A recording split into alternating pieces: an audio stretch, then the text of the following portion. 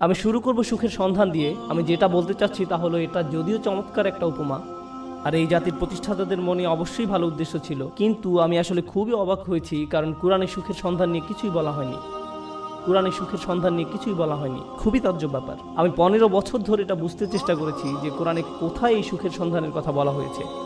আল্লাহ এই ব্যাপারে কথা বলেননি, কিছুই বলেননি। আর এটা আমাকে ভাবায় যে আধুনিক সভ্যতার জন্য এত গুরুত্বপূর্ণ একটা ব্যাপার, মানুষ সুখী হতে চায়, কিন্তু আল্লাহ এই ব্যাপারে কিছুই বলেননি। কোরআনে এটা বলা নেই কিভাবে সুখের সন্ধান পেতে হবে। আর এটা খুবই আকর্ষণীয় ব্যাপার যে কোরআনের সবচেয়ে বড় যে অনুভূতির কথা বলা হয়েছে তা হলো সন্তুষ্টি। সন্তুষ্টি, সন্তুষ্ট থাকা, এটাই সব থেকে বড় লক্ষ্য, সুখ নয়। কিন্তু এই দুইটি কিন্তু আলাদা জিনিস। সুখে থাকা আর শান্তিতে থাকা দুটো আলাদা বিষয়। এখন আমি আপনাদেরকে সাইকোলজির ব্যাপারে কিছু বলবো, খুবই আকর্ষণীয় কিছু বিষয়। আর এই তথ্যগুলো আমাদেরকে কোরআনের বাণী বুঝতে আরও বেশি সহায়তা করবে। আর আমার আলোচনার পুরোটাই নিয়ে।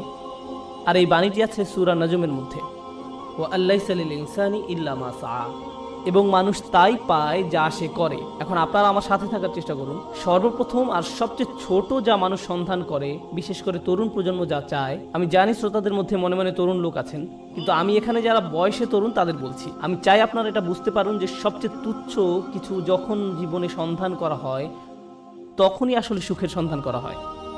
এটা আসলেই সব থেকে তুচ্ছ। আমি বলছি কেন আমার এই ধারণা। যেমন শনিবারে ঘুম থেকে উঠে বাড়ির কাজ করতে ইচ্ছা করে না, তাই 12টা পর্যন্ত ঘুম দিয়ে ওঠেন আপনি। আপনার তখন কি অনুভূতি হয়? আপনি তখন সুখী। সুখী হওয়া আসলে কষ্টের কিছু না। কোনো ছেলে সারা রাত ভিডিও গেমস খেললো, তার মাথা ব্যথা করে, কিন্তু যেহেতু সে গেম শেষ করতে পেরেছে তাই সে সুখী। কেউ কাজে যাওয়ার আগে ফোন পায় যে আজকে আবহাওয়া খারাপ, তাই কাজে যেতে হবে না, এতেই তারা সুখ বোধ করে। সুখ পাওয়া খুবই সহজ, বিশেষ করে ছোট জিনিসের ক্ষেত্রে। অবশ্য সম্পর্কের থেকে সুখী হওয়া এর চেয়ে কঠিন। বাবা মাকে সুখী করা, অথবা বাবা মা যেন আমার উপরে খুশি থাকে, এটা করা কঠিন। আর স্ত্রীকে খুশি করা, এটা নিয়ে কথা না বলাই ভালো। আসুন আমরা এটা নিয়ে কথা না বলি। কিন্তু শুধু নিজের জন্য, যেমন আপনি একটা সিনেমা দেখলেন, আপনি এতেই খুশি। অথবা আপনার বন্ধুর সাথে দেখা হলো, আপনি খুশি। আপনি আপনার পছন্দের রেস্টুরেন্টে খেতে গেলেন, আপনি অনেক খুশি। এটা খুব কঠিন কিছু না। কিন্তু এটা যেমন দ্রুত আসে তেমনি দ্রুত চলেও যায় এবং আপনার আবার ভালো না লাগা শুরু হয়। আপনি হতাশ হয়ে যান এবং আবার সুখী হওয়ার চেষ্টা করেন। এটা অনেকটাই মাদকাসক্তির মতো, কারণ এটা আপনার সাথে সর্বদা থাকে না। আর এটাই হলো সবচেয়ে নিম্ন স্তরের সন্ধান।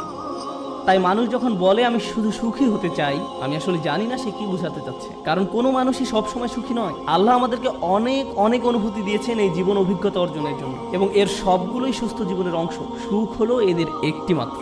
যদি আপনার আকাঙ্ক্ষা শুধু সুখী হওয়া হয়, তাহলে আমাকে বলতেই হচ্ছে যে আপনি হতাশ হবেন। সুখ কখনোই ঘটবে না, আপনি কখনোই চিরসুখী হতে পারবেন না। এটা আসলে এভাবে কাজ করে না। আমি বলছি না যে আপনাকে হতাশ হতে হবে। আমি যা বলতে চাচ্ছি তা হলো সংগ্রামও জীবনের একটি অংশ। যখন আপনি বার্ষিক পরীক্ষার জন্য প্রস্তুত হচ্ছেন, আপনি কিন্তু সুখী নন। বা 3 ঘন্টার পরীক্ষার মাঝে আপনি সুখী নন। যারা ব্যায়াম করেন তারা তাতে সুখ পান না। হ্যাঁ, ফলাফল দেখে তারা অবশ্যই সুখী হন, কিন্তু ঘাম ঝরানো পরিশ্রম করার সময় নিশ্চয়ই তারা সুখী নন।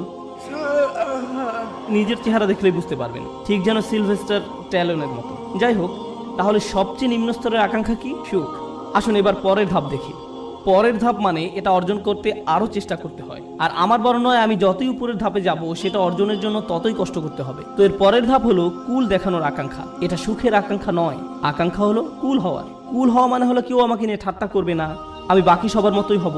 কেউ আমাকে নির্দেশ করে বলবে না যে তুমি এমন কাপড় কেন পরছো, এমন কথা কেন বলছো, তোমাকে এমন দেখাচ্ছে কেন, তুমি এভাবে চলো কেন, ওদের সাথে কেন মেশো, এটা কেন কিনছো, ওটা কেন করছো, গাড়ি কেন চালাও। আপনাকে আলাদা করে ভাববে, আপনি এটা চান না। আপনি যে কোনোভাবে সবার সাথে মিশে যেতে চান এবং কারো সমালোচনার বস্তু হতে চান না। আপনি অদৃশ্য হয়ে যেতে চান বাকি সবার মাঝে, যেন আপনাকে বাকি সবার মতো কুল ভাবা হয়। আর এই জন্য পরিশ্রম করতে হয়।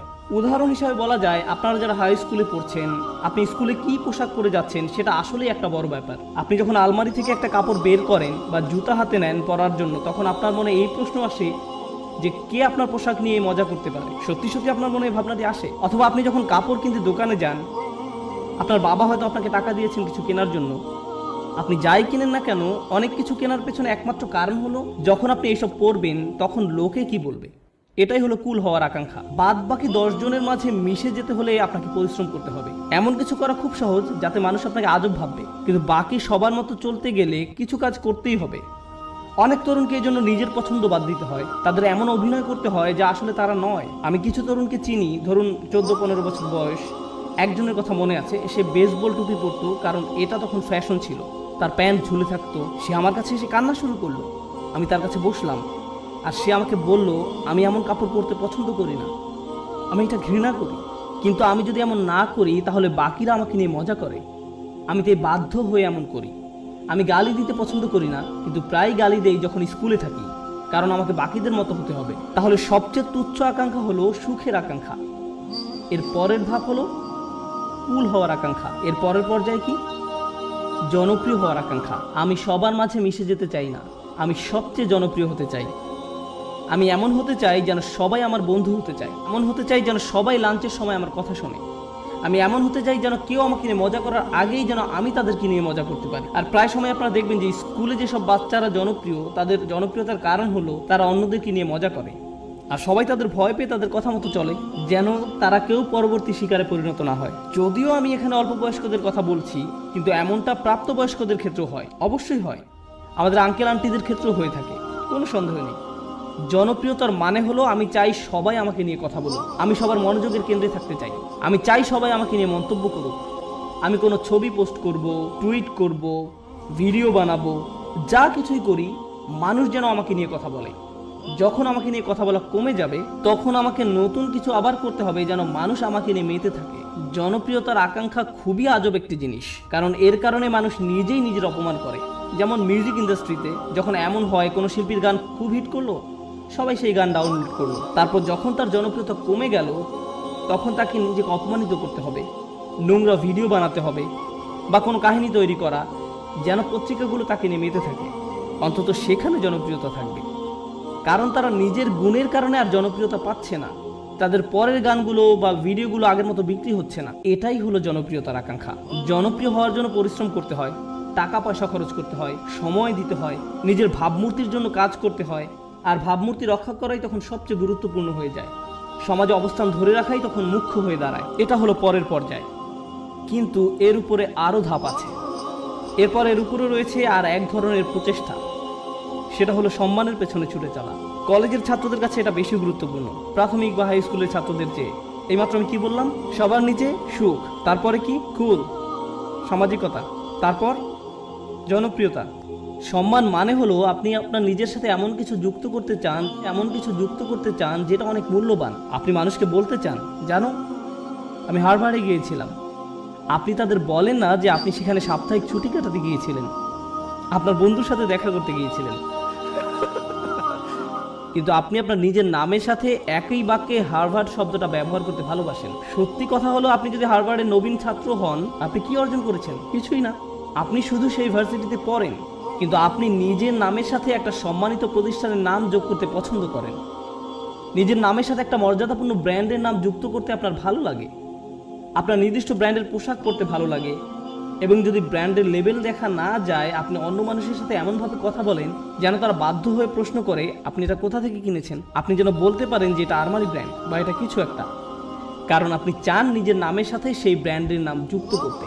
নতুন কোনো ব্র্যান্ডের গাড়ি বাজারে আসলে কোন গাড়ি আপনি চালাচ্ছেন, কোন ধরনের পোশাক আপনি পরছেন, কোন ধরনের মানুষের সাথে আপনি মিশছেন। সেলফি এজন্য তোলে না যেন আপনি তাদের মনে রাখতে পারেন, আপনি এজন্য সেলফি তোলেন যেন ছবিটা পোস্ট করতে পারেন, যেন অন্য মানুষ আপনাকে বেশি গুরুত্বপূর্ণ ভাবে, কারণ আপনি সেই বিশেষ ব্যক্তির পাশে দাঁড়িয়ে আছেন। এটা সম্মানের একটা ব্যাপার হয়ে দাঁড়ায়। ছবি তোলা যদি শুধু আপনার জন্য হয় দারুণ ব্যাপার, কিন্তু এটা আসলে অন্য মানুষদের জানানো যে আপনি কতটা অসাম, অন্যদের সাথে মিলে কোনো কিছু অর্জন করতে পারার জন্য নয়। কিন্তু মুসলিম সমাজে অন্য এক ধরনের মর্যাদা আমাদের বাবা মারা অনেক সময় পান, আর তা হলো তারা তাদের সন্তানকে হাফেজ বানাতে চান। এবং ডাক্তার। আর যদি হয় হাফেজ ডাক্তার তাহলে তো কথাই নেই, তারা দিন ও দুনিয়া দুটোই পেয়ে গেছে। রব্বানা আতিনা ফিদ দুনিয়া হাসানা ওয়া ফিল আখিরাতি হাসানা, কাজ এখানেই হয়ে গেছে। কিন্তু তারা মানুষকে বলতে পছন্দ করে যে জানো সে একজন হাফেজ, কিন্তু দুর্ভাগ্যবশত এর জন্য আপনি আপনার সন্তানকে কোরআনে হাফেজ বানাননি। কিন্তু এমনটাই ঘটে থাকে। আমরা এখন কোন পর্যায়ে আছি? সম্মান। এটা অনেক বড় ব্যাপার হবে যখন আপনি আপনার প্রথম চাকরিটা পাবেন, হয়তো মাইক্রোসফট বা অন্য কোথাও, কে জানে। ধরেন আপনি বড় কোথাও চাকরি পেলেন, হয়তো গুগলে, তারা আপনাকে আপনার ব্যাজ দিবে যেটা আপনি মসজিদেও পরে আসেন।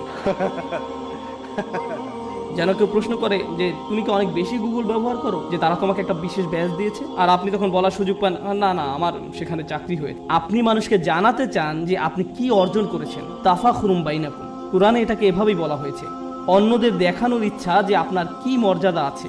যাই হোক, আমি আবার একদম নিচ থেকে শুরু করতে চাই। প্রথমে কি ছিল? সুখ। দ্বিতীয়, সামাজিকতা। তৃতীয়, জনপ্রিয়তা। চতুর্থ, সম্মান। তার উপরে টাকার পিছনে ছুটে চলা। কিছু মানুষ আছে যারা সুখকে পাত্তা দেয় না, তারা সামাজিকতার কথা ভাবে না, তারা জনপ্রিয়তা চায় না, এমনকি সম্মানও নয়। একটা জিনিসকেই তারা গুরুত্ব দেয়, আর সেটা হলো টাকা। তারা জানে কিভাবে অনেক টাকা উপার্জন করতে হয়। এই মানুষগুলো ময়লা জামা, পুরনো ছেঁড়া জিন্স পরে থাকে, 88 মাজদা মিয়াটা গাড়ি চালায়, কিন্তু এই সব নিয়ে তাদের কোনো ভ্রুক্ষেপ নেই, কারণ তারা মাসে $10 মিলিয়ন উপার্জন করে। আমার এমন মানুষের সাথে দেখা হয়েছে যারা বছরে শত শত মিলিয়ন ডলার উপার্জন করে, এবং আপনি বুঝবেনই না সেটা, কারণ তার চুল উস্কো ফুস্কো, তার মধ্যে এক অন্যরকম ভাব আছে যে সে ব্যস্ত, বা ব্যস্ততার জন্য নাও হতে পারে, কারণ সে এগুলো পাত্তাই দেয় না। সে শুধু জানে কিভাবে ব্যবসা করতে হয়। ব্যবসায় সে একটা বিস্ময়, আর সেটা নিয়েই সে শুধু চিন্তা করে। সে খালি এটাই চিন্তা করে যে বিক্রয় কিভাবে বাড়ানো যায়, কিভাবে ব্যবসার আরো সম্প্রসারণ হবে, কিভাবে আমি নতুন ওয়্যার হাউস খুলবো। সুবহানাল্লাহ, তারা অবিশ্বাস্য ধরনের মানুষ। যাই হোক, ময়ের উপরে উঠলে কি আরো কঠোর পরিশ্রম করতে হয়। সুখী হতে কোনো পরিশ্রম করতে হয় না, সবার মতো হতে কিছু পরিশ্রম করতে হয়, জনপ্রিয় হতে আরো কিছু কাজ করতে হয়, সম্মান বা সম্মানিত কিছুর সাথে জড়িত হওয়ার জন্য আরো শ্রম দিতে হয়, অনেক টাকা কামাতে হলে অনেক শ্রম দিতে হয়।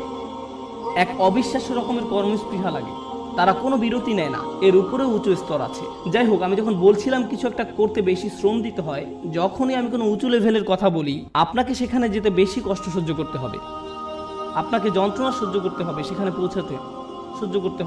পৌঁছাতে, সুতরাং আমরা এখন টাকার উপরে লেভেলে আছি, আর টাকার উপরে সেই মানুষটা শুধু 1 নম্বর হতে চায়। তারা যে কোনো কাজে চরম উৎকর্ষতা অর্জন করতে চায়, তারা অন্যদের ছাড়িয়ে যেতে চায়। আমি শুধু আমার কোম্পানির প্রোগ্রামার হতে চাই না, আমি এই কোম্পানির শীর্ষস্থানীয় প্রোগ্রামার হতে চাই। আমি শুধু এই ক্লাসের ছাত্রই হতে চাই না, আমি 1 নম্বর হতে চাই। আমি শুধু এসএটি পরীক্ষায় বেশি নম্বর পেতে চাই না, আমি সর্বোচ্চ নম্বর পেতে চাই। আমি শুধু বাস্কেটবল খেলোয়াড় হতে চাই না, আমি NBA তে যেতে চাই, আর আমি MVP হতে চাই। কখনোই খুশি হতে পারে না। তারা শুধু নিজেদেরকে আরো কঠোর পরিশ্রম প্রচেষ্টা চালাতেই থাকে, তারপরেও তারা নিজেদেরকে নিয়ে সন্তুষ্ট হতে পারে না। এই ধরনের মানুষরা তাদের কাজে চরম উৎকর্ষ অর্জন করতে সক্ষম হয়, সেটা পড়াশোনায় হোক, শরীরচর্চায় হোক, বা অ্যাথলেটিক হোক, তাদের কর্মক্ষেত্রে, তাদের গবেষণা যাই হোক না কেন, তারা তাদের শীর্ষস্থান অর্জন করা চায়। তাদের 1 নম্বর হতে হবে। নিজেদের নিয়ে কখনোই খুশি হতে পারে না। তারা নিজেদেরকে কার সাথে তুলনা করে এটা জানা খুব গুরুত্বপূর্ণ। নিজেকে তারা গতকালকের সাথে তুলনা করে। তারা আর কাউকেই পাত্তা দেয় না, কারো দিকে তাকায় না। তারা জানে তারা আরো ভালো করতে পারে, তাই তারা কখনোই সন্তুষ্ট হতে পারে না। তারা কখনো কাজ না করে বসে থাকে না।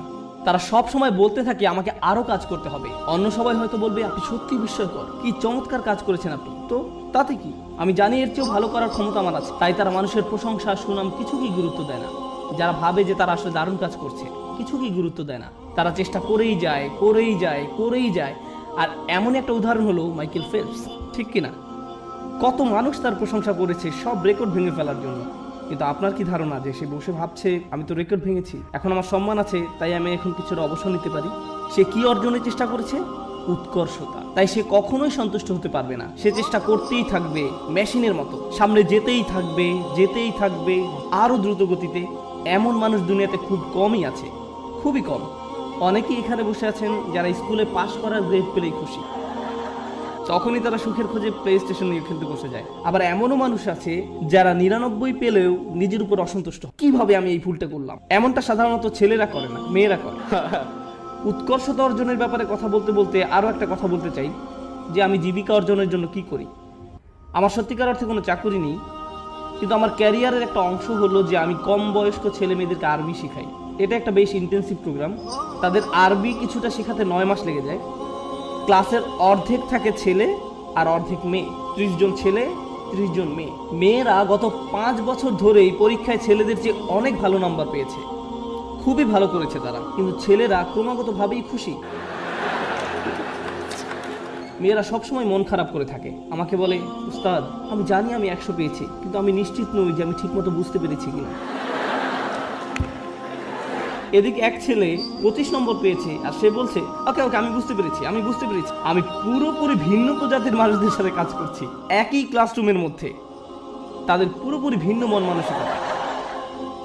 তাই আমার ছেলেদের বলতে হয় যে মন দাও অপদার্থ কোথাকার, তুমি বোঝোনি, কিছু কাজ করো। আর এদিকে মেয়েদেরকে আমার বলতে হয় ও শান্ত হও, শান্ত হও, তুমি ঠিকই বুঝতে পেরেছো। আমি তো ছেলেদেরকে বলতে পারি না হালকাভাবে নিতে, কারণ এর চেয়ে বেশি হালকাভাবে নেওয়া যায় না, এটা সম্ভব নয়। সুতরাং আমরা কোথায় পৌঁছেছি, কি নিয়ে কথা বলছিলাম? ও ঠিক আছে, আমাকে একটু সাহায্য করুন। একদম নিচ থেকে আবার শুরু করতে চাই। সুখ, সামাজিকতা, জনপ্রিয়তা, সম্মান, টাকা, উৎকর্ষ। উৎকর্ষের উপর কি থাকতে পারে? উৎকর্ষের উপরও একটা কিছু আছে, আর সেটা হলো প্রভাব। প্রভাব, আমি কি পেলাম সেটা গুরুত্বপূর্ণ নয়। আমি গুরুত্ব দেই না যদি আমি অন্যদের চেয়ে বেশি টাকা উপার্জন করি। আমি পাত্তা দেই না যদিও আমি 1 নম্বর, আমার কাছে সেটা গুরুত্বপূর্ণ নয়। আমি অন্যদের জন্য কিছু করতে চাই, আমি একটা উত্তরাধিকার রেখে যেতে চাই। যখন আমি চলে যাব দুনিয়ার বুকে আমি আমার চিহ্ন রেখে যেতে চাই যে আমি কিছু একটা করেছি যেটা এই জায়গাটাকে অন্যদের জন্য আরো ভালো জায়গায় পরিণত করেছে। আমি প্রভাব বিস্তারকারী ব্যক্তি হতে চাই অন্য জিনিসের উপরে এবং অন্য মানুষের উপরে, আমার চারপাশের পরিবেশের উপরে। আমরা এখন অমুসলিমদের কথা বলছি, আমরা এখনো বিশ্বাসীদের কথা বলছি না। আমরা জানি এমন মানুষ আছে যারা MBA শেষ করেছে সবচেয়ে ভালো ভার্সিটি থেকে, যারা হয়তো লাখ টাকা স্যালারি পেতে পারতো ভার্সিটি থেকে বের হয়ে, তারা সেই বেতন ত্যাগ করে এমন প্রতিষ্ঠানে যোগ দিচ্ছে যারা সামাজিক দায়বদ্ধতার জন্য কাজ করে। তারা অনেক কম বেতন নিচ্ছে কারণ তারা টাকায় বিশ্বাস করে, তারা অনেক বেশি প্রভাবের উপর বিশ্বাস করে। তাই তারা বরঞ্চ এমন প্রতিষ্ঠানের সাথে কাজ করছে যারা শিক্ষা পদ্ধতিকে পুনর্গঠন করতে সাহায্য করছে। বা কোনো ডাক্তার যে হয়তো অনেক টাকা উপার্জন করতে পারতো, যে রেসিডেন্সি শেষ করে কাজে যোগদান করতে প্রস্তুত, সেই সময় সিদ্ধান্ত নিল যে সে 3 বছর ডক্টরস উইদাউট বর্ডার্স NGO-তে কাটাবে। আপনি এমনটা শুনেছেন কখনো?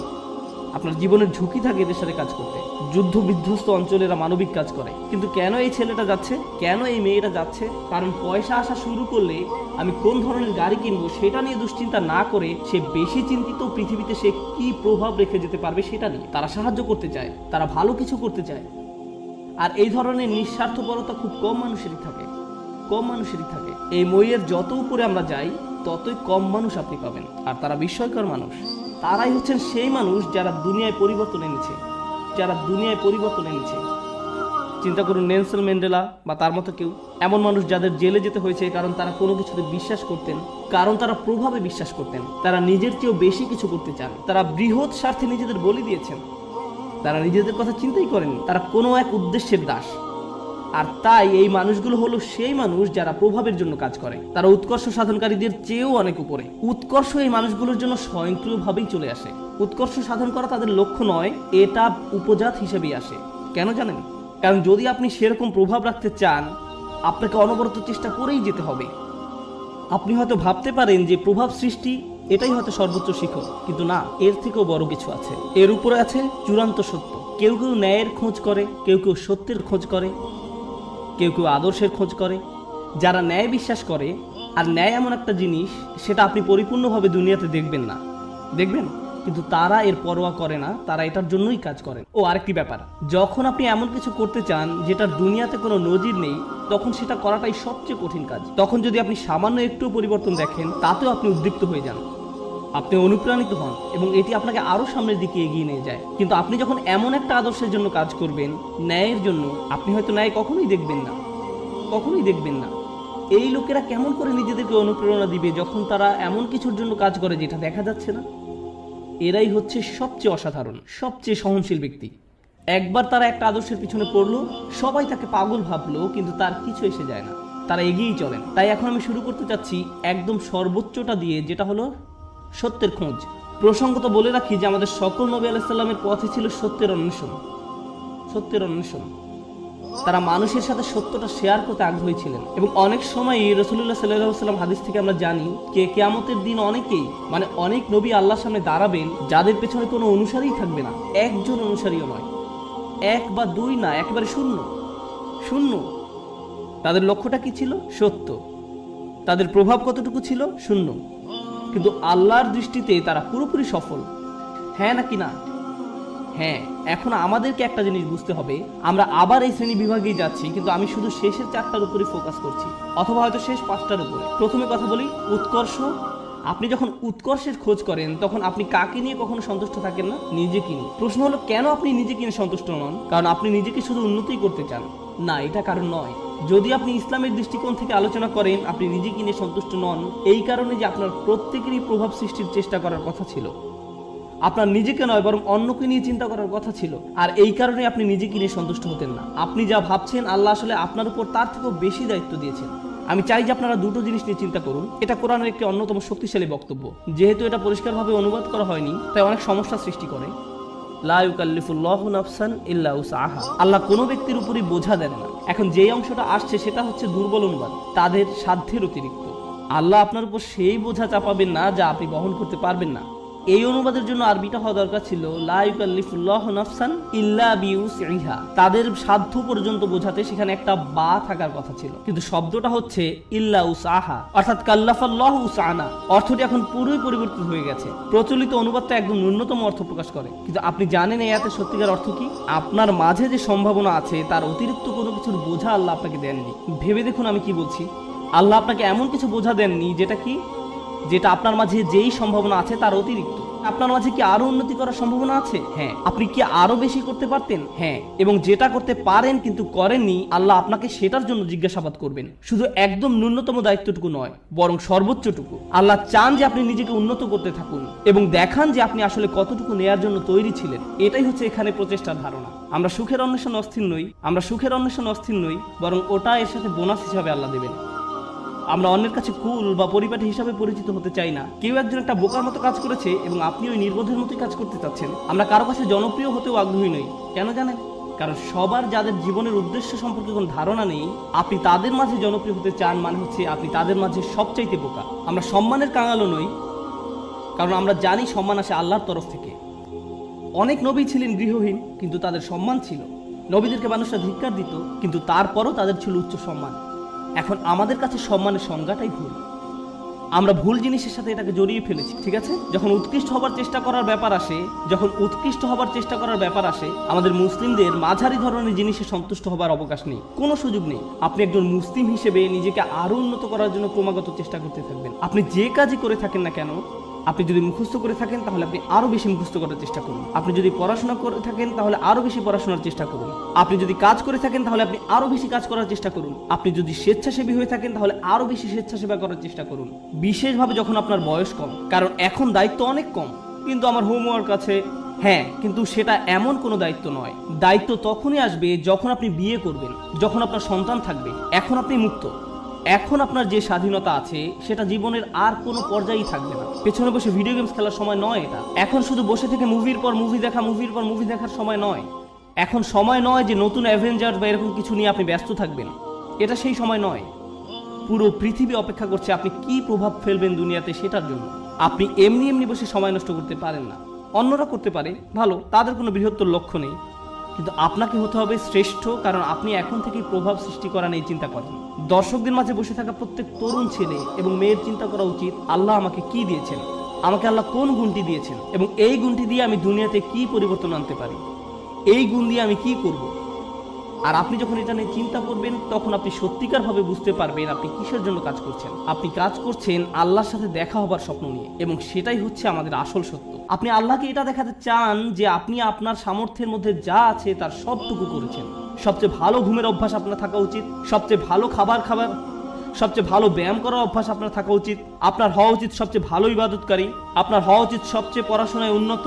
আপনার জীবনে আপনি যা যা করে থাকেন প্রত্যেকটি কাজে আপনার উৎকর্ষ অর্জনের চেষ্টায় রত হতে হবে।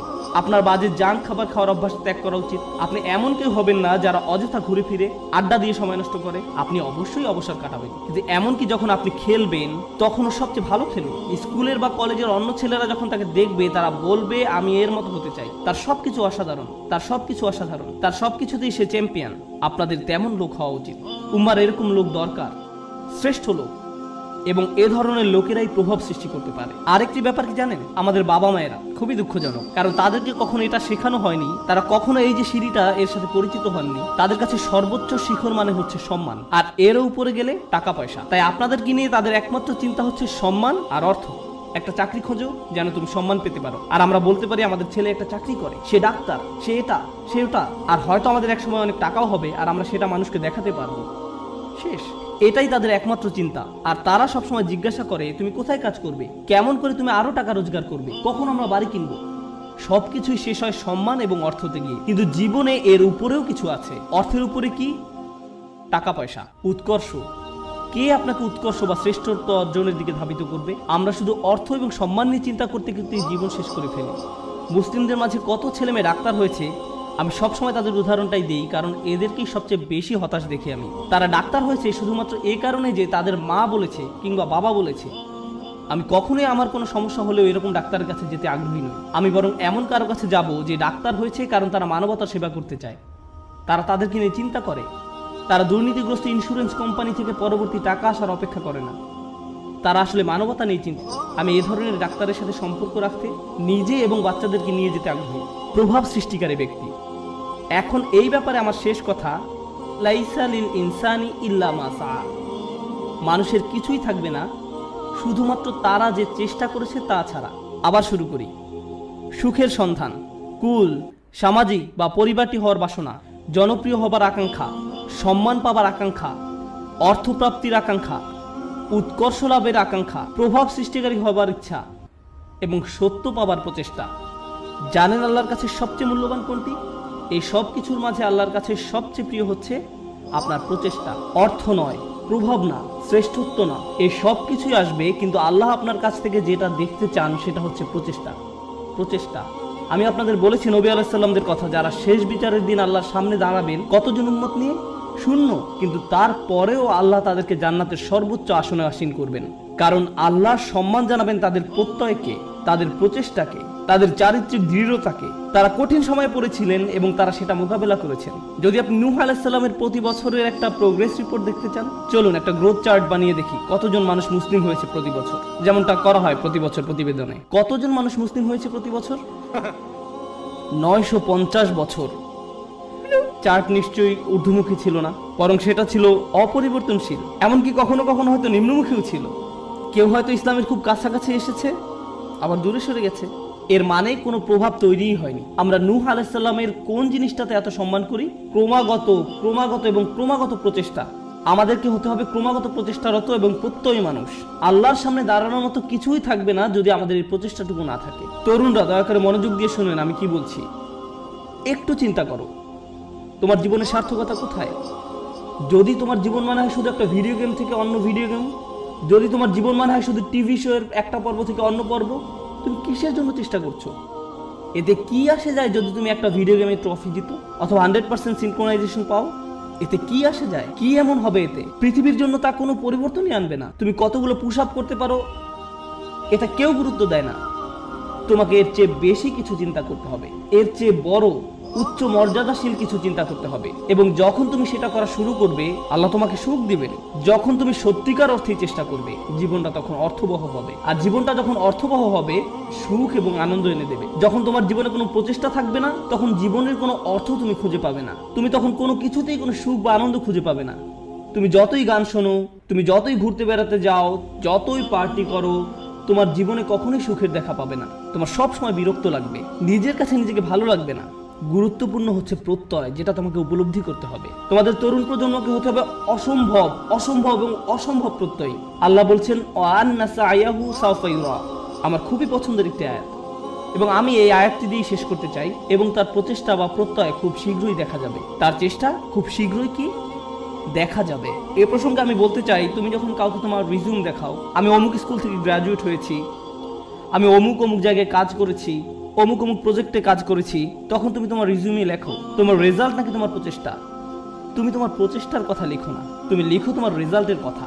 তুমি লেখো না যে তুমি আসলেই অনেক কঠোর পরিশ্রম করেছো ফাইনাল সেমিস্টারে এবং পরীক্ষাটা দিতে গিয়ে অর্ধমিত হয়ে গিয়েছিলে। এগুলো তুমি তোমার সিভিতে লেখো না। তুমি লেখো তুমি অমুক প্রজেক্টে কাজ করেছো, কিন্তু এটা লেখো না যে তোমাকে অনেক কষ্ট করতে হয়েছে, তাই নয় কি? শুধু তাই নয়, কিছু সময় তুমি অনেক চেষ্টা করো কিন্তু তুমি পাস করতে পারো না। অথবা এরকম যে তুমি অসম্ভব রকমের চেষ্টা করেছো একটা প্রজেক্টের জন্য, কিন্তু সেটা সফলভাবে শেষ করতে পারো না। অথবা তুমি তোমার আশানুরূপ গ্রেড পাওনি, যেটা তোমার পাওয়া উচিত ছিল। আমরা মানুষেরা মানুষকে কিসের ভিত্তিতে বিচার করি? আমরা মানুষকে বিচার করি রেজাল্ট দিয়ে। আমার এতে কিছু যায় আসে না যে তুমি কতটা চেষ্টা করেছো, তুমি আমাকে ফলাফল এনে দিতে পারোনি। আমার এতে কিছুই আসে যায় না যে তুমি কতটা চেষ্টা করেছো, তুমি পাশ করতে পারোনি, গ্রাজুয়েট হতে পারোনি। বুঝতে পেরেছো ব্যাপারটা? কিন্তু আল্লাহ তোমার বিচার তোমার রেজাল্ট দিয়ে করবেন না। আল্লাহ তোমার বিচার করবেন কিসের ভিত্তিতে? প্রচেষ্টা। আল্লাহ বলছেন এবং তার প্রচেষ্টা, তার অধ্যবসায়গুলো খুব শীঘ্রই দেখা যাবে। এটা একটা অসাধারণ ব্যাপার। কেননা পৃথিবীর বুকে কোনো মানুষই আমার প্রচেষ্টা দেখবে না, কোনো মানুষই আমার প্রচেষ্টা দেখবে না। আমি তোমার প্রচেষ্টা দেখব না, অথবা তুমি আমার প্রচেষ্টা দেখবে না, কিন্তু তিনি হচ্ছেন শুধুমাত্র আল্লাহ, যিনি আমাদের প্রচেষ্টা অধ্যবসায়গুলো দেখবেন। আমরা সবাই দেখি ফলাফল, আমরা হচ্ছি ফলাফল সর্বস্ব মানুষ। আল্লাহ হচ্ছেন বিচারক, যিনি দেখেন প্রচেষ্টা। সুবহানাল্লাহ, কতই না মহান আমাদের প্রভু। কেউ তোমার প্রচেষ্টার মূল্য দেবে না এক আল্লাহ ছাড়া, সুতরাং কখনোই তোমার প্রচেষ্টাকে খাটো করে দেখবে না। মানুষ হয়তো মূল্য দিচ্ছে না তুমি যে কাজগুলো করছো, এবং তুমিও সাথে সাথে ভাবতে শুরু করে দাও যে এগুলোর আসলেই কোনো মূল্য নেই, কিন্তু মনে রেখো এটা মূল্যবান আল্লাহর কাছে। আল্লাহর কাছে এটা অত্যন্ত মূল্যবান। আজকের আলোচনা ওই অংশটা বিশেষভাবে বোনদের জন্য ছিল, কারণ তারা কঠোর পরিশ্রম করে এবং তাদের মনে হয় এই চেষ্টায় কোনোভাবেই কিছু হবার নয়। ছেলেরা এমন নয়, কারণ ছেলেরা কোনো খাটুনি করে না এবং তারা মনে করে যে আমি অনেক করেছি, আমি কত কঠোর চেষ্টা করেছি। ছেলেরা নিজেদের সাথে মিথ্যাচার বন্ধ করো। তোমাদের নিজেদের এটা বলা বন্ধ করতে হবে যে তুমি যথেষ্ট করেছো। তোমার অলসতা দূর করতে হবে। ভাইরা, শয়তান তোমাদের ধ্বংস করে দিচ্ছে, সে তোমাদের ধ্বংস করছে। তোমরা এত অলস। নিজেদের কাছে যুক্তি দেওয়া বন্ধ করো এবং কাজ করো, বেশি করে কাজ করো, আবেদন করতে থাকো, করতেই থাকো, অন্যদের সাথে এই ব্যাপারে কথা বলতে থাকো, নেটওয়ার্কিং করো। থেমে যে বলো না যে আমি সব রকম চেষ্টা করেছি তারপর ফল পাইনি। না, তুমি সব রকমের চেষ্টা করোনি। উদ্যম হারিও না, এটা করা তোমাদের শিখতে হবে। তোমরা তোমাদের বোনদের কাছ থেকে শেখো। তারা হলো একটু অপেক্ষা করো, আমি তোমাদের ব্যাপারেও বলবো। কিছুক্ষণ পরেই তোমরা আর খুশি হবে না। তোমাদের সমস্যা কি জানো? সুখের সন্ধানের কথা এখন ভুলে যাও। তোমাদের সমস্যা হলো তোমরা সর্বদা নিজেদের ব্যাপারে অনিশ্চিত। তোমরা সবসময় ভাবছো আমি যথেষ্ট নই বা আমি হিসেবের মধ্যেই নেই। হাততালি থামাও। তোমাদের ব্যাপারগুলো সহজভাবে নিতে হবে। তোমাদেরকে বলছি না, তোমাদের এমনিতেই সবকিছু যথেষ্ট, হালকাভাবে নাও। মাশাআল্লাহ, মাশাআল্লাহ। অপরপক্ষে তোমাদের শান্ত হওয়া দরকার। আমার এমন বন্ধুদের সাথে দেখা হয়েছে যারা ইসলাম নিয়ে পড়াশোনা করছে, তারা কোরআন শিক্ষা করছে, কিন্তু আমার এখনো সব শব্দ শেখা হয় নাই। হ্যাঁ, ঠিক আছে আন্টি, শান্ত হন। আপনার সব মুখস্থ হয়নি। আল্লাহ আপনাদের ফলাফলে আগ্রহী নয়। তিনি কিসের প্রতি আগ্রহী? তিনি আগ্রহী আপনার প্রচেষ্টায়। আপনার প্রচেষ্টায় ফলাফল নিয়ে উদ্বিগ্ন হওয়া বন্ধ করুন। আপনি আবার ফল নিয়ে খুব দুশ্চিন্তা করবেন না। আপনি এখনো যা জানেন না, যেটা এখনো অর্জন করতে পারেন নাই, সেটা নিয়ে আপনি বড্ড বেশি ভাবেন। অর্জন নিয়ে চিন্তা করা বন্ধ করুন এবং আন্তরিক, অকৃত্রিম, সর্বোচ্চ যতখানি সম্ভব চেষ্টা করে যায়। আমি বলছি এমনটা করলে আল্লাহর কাছ থেকে ফলাফল আসবেই, কিন্তু সেটা তার সময়সূচি অনুযায়ী আসবে, আপনার নয়। দুইজন মানুষ একদম একই পরিমাণে চেষ্টা করবে, কোনো একজন দেখা যাবে তার চেষ্টার ফলাফল নগদে পেয়ে যাবে, এবং কাউকে বছরের পর বছর অপেক্ষা করতে হবে সমানভাবে ফল পাওয়ার জন্য। এটা আল্লাহর হাতে। এজন্য আপনি বলতে পারেন না সে তো অনেক সুফল পেয়ে গেল আর আমি কিছুই পেলাম না, আমরা তো একই রকমের চেষ্টা করলাম। এটা ঠিক না, না, এটা পুরোপুরি অন্যায্য। কারণ সেই হিসেব আল্লাহর কাছে ন্যস্ত, এবং আল্লাহ শুধু এটাই দেখতে চেয়েছেন যে আপনি কতটা চেষ্টা করেন। ধরুন দুজন মানুষ একদম একই পরীক্ষা দিল। আমার ক্লাসে এমনটা ঘটেছিল। তারা একদম একই পরীক্ষা দেয়। একজন অনেক বেশি পরিশ্রম করে, সে দিন রাত সারাক্ষণ পড়াশোনা করে। এই প্রোগ্রামে আসার আগে সে আমার বন্ধু ছিল, আমরা দুজন বন্ধু ছিলাম। আমি এখন তার শিক্ষক এবং আমি তাকে বলছি যে চলো ঘুরতে যাই। না, আমাকে পড়তে হবে। আমি তোমার শিক্ষক। না, আমাকে পড়তে হবে, পরীক্ষা আছে। আমি তোমার পরীক্ষা সহজ করে নিব, আমি তোমাকে অতিরিক্ত ক্রেডিট দিব। না, আমার পড়া আছে। এই মানুষটা দিন রাত পড়াশোনা করে। আমি জানি যে সে কি পরিমাণ চেষ্টা করলো, তার প্রচেষ্টার কথা আমি জানি। কিন্তু জানেন, সে তার ক্যারিয়ারে খুব উজ্জ্বল, ব্যবসায় এত দক্ষ, পেশাগতভাবে ভীষণ চটপটে ছিল। কিন্তু ব্যাপারটা এমন যেন আল্লাহ তাকে আরবি শেখার জন্য তৈরি করেননি। সে যত বেশি শিখুক না কেন, সে বেশি নম্বর তুলতে পারতো না। কোন মতো পাশ করতো, কোনো মতেই পাশ করতো প্রতিবারই। আর তার পাশের ছেলেটাই অতিরিক্ত প্রতিভাবান। আমার দেখা সবচেয়ে অলস এক মানুষ। সে ক্লাসে সারাক্ষণ ঘুমাতো, কিন্তু সে প্রত্যেকবারই 99 বা 100 পেত। এতে আমার খুবই রাগ হতো। আমি সেই ছেলেকে শূন্য পেতে দেখতে চাইতাম। আমি চাইতাম যে সে শূন্য পাক, আমি যেন তাকে পরীক্ষার খাতা দিয়ে কঠিনভাবে চড় মারতে পারি। আর যেই মানুষটা পড়তে পড়তে নিজেকে শেষ করে দিচ্ছে, সে পরীক্ষায় ব্যর্থ হচ্ছে। শিক্ষক হিসাবে আমি হতাশ হয়ে গিয়েছিলাম। সেই ছাত্রের অবস্থা তাহলে কি চিন্তা করুন। শিক্ষক হিসাবে আমি হতাশ। কিভাবে সম্ভব যে এই ছেলেটা কোনো চেষ্টাই করে না আর সে ভালো ফল পাচ্ছে, এবং এই মানুষটা যত ধরনের চেষ্টা সম্ভব করছে আর সে কোনো ফলই পাচ্ছে না। মনে হতো যেন এটা অন্যায্য। কিন্তু জানেন কি, যখন এই দুই মানুষ আল্লাহর সামনে এসে দাঁড়াবে এবং দুজনই বলবে যে আমি আল্লাহর জন্য আরবি শিখেছিলাম, হে প্রভু, আমি আপনাকে সন্তুষ্ট করার জন্য আরবি শিখছিলাম, আল্লাহ তখন বলবেন দেখি তোমরা কি করেছো। তাদের মধ্যে একজন দেখাবে 99 আর একজন দেখাবে 20 নম্বর। সেদিন আল্লাহর কাছে কোনটা বেশি মূল্যবান হবে? ও, সেই 20 নম্বর অমূল্য। সেদিন এটা মূল্যতীত। কারণ আল্লাহ খাতার নম্বর দিয়ে মূল্যায়ন করেন না। তিনি কি দিয়ে মূল্যায়ন করেন? প্রচেষ্টা দিয়ে। সেই 99 মূল্য সেদিন হবে খুব খুব খুব কম। কারণ এটা পাওয়ার জন্য তাকে খুব বেশি চেষ্টা করতে হয়নি। আল্লাহ এভাবেই বিচার করেন। এটা পুরোটাই গুণগত মান সংক্রান্ত, পরিমাণ সংক্রান্ত নয়। মানুষ শুধু পরিমাণ বিচার করতে পারে, আল্লাহ গুণগত মান বিচার করেন। আপনি এখন যা করছেন তার মান বিচার করুন, আপনার যাপিত জীবনের মান নির্ণয় করুন, আপনি যেই দিনটা পার করলেন তার মান, সকালে কি ধরনের নাস্তা আপনি খেয়েছেন, আপনি কার সাথে কথা বলেছেন, আপনি কিভাবে সময় ব্যয় করেছেন, আপনি কি করেছেন, আপনার দিনের মান কেমন ছিল সেটা আগে ঠিক করুন, এবং ইনশাআল্লাহ তাআলা তবে এই উম্মতের ভবিষ্যৎ খুব উজ্জ্বল। কারণ আপনি একবার যদি পরম সত্যের ব্যাপারে চিন্তা করা শুরু করেন এবং আপনি প্রভাব নিয়ে চিন্তা করা শুরু করেন, তবে এই ঘর থেকে নতুন চিন্তা ভাবনা আসা শুরু করবে, সৃজনশীলতা আসা শুরু করবে, নিত্য নতুন প্রজেক্ট আসা শুরু করবে, যেটা ক্রমান্বয়ে দুনিয়াকে বদলে দিতে পারে, সেটা দুনিয়াকে প্রভাবিত করতে পারে যেমনটা আর কখনো করেনি। মুসলিম তরুণ সম্প্রদায় এটা করতেই সক্ষম, মুসলিম তরুণরা এটা করতে সক্ষম যখন তারা সঠিক সাধনার জিনিসটি খুঁজে পায়। আল্লাহ আযজা ওয়া জাল্লা এই মানুষগুলোকে, এই তরুণ সম্প্রদায়কে এই উম্মতের বীর পুরুষ করুন যারা সঠিক সাধনার সন্ধান করে।